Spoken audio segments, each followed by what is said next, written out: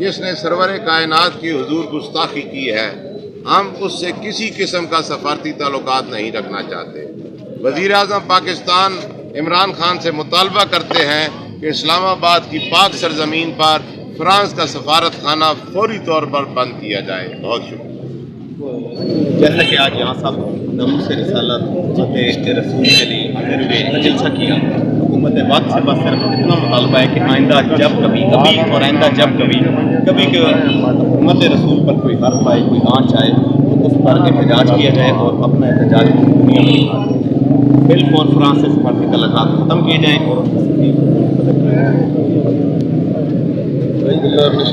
بسم اللہ الرحمن الرحیم۔ ہمارے صدر جناب خرم شہزاد صاحب نے جو قرارداد پیش کی ہے اس کی بھرپور تائید کرتے ہیں۔ آج پوری بار یہاں پہ موجود ہے۔ نبی پاک صلی اللہ علیہ وسلم کی حرمت کا مسئلہ ہو، نبی پاک صلی اللہ علیہ وسلم کی حرمت پہ سوال ہو تو ہماری جانیں بھی حاضر ہیں۔ ہم حکومت وقت سے یہ مطالبہ کرتے ہیں، خدارہ ہوش کے ناخن لو اور اس سفارت خانے کو بند کرو۔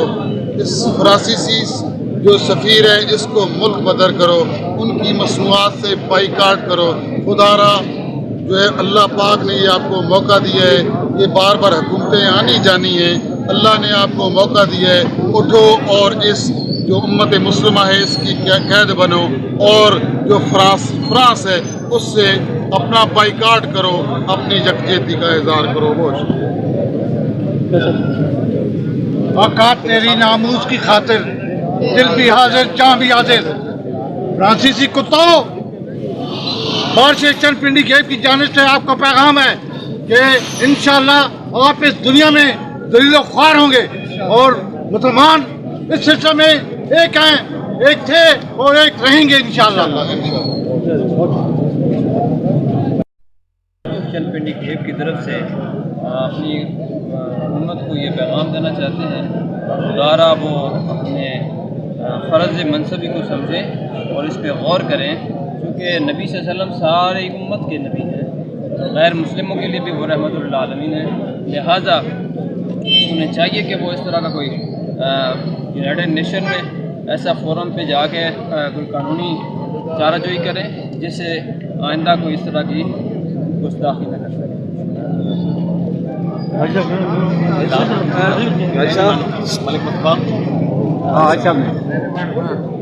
امت کی غلامی دین حق کی سب سے اول ہے، جو اس میں ہو ذرا خامی تو سب کچھ نامکمل ہے۔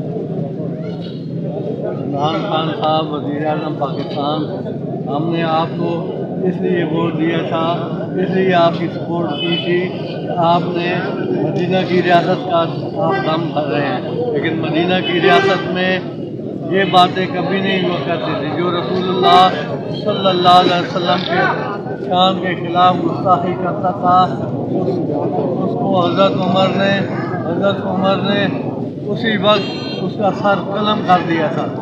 فرانس کے کتوں نے، فرانس کے صدر نے ہمارے حضور نبی کریم صلی اللہ علیہ وسلم کے خلاف آزادی رائے کی آڑ میں گستاخانہ باتوں کی حمایت کی ہے۔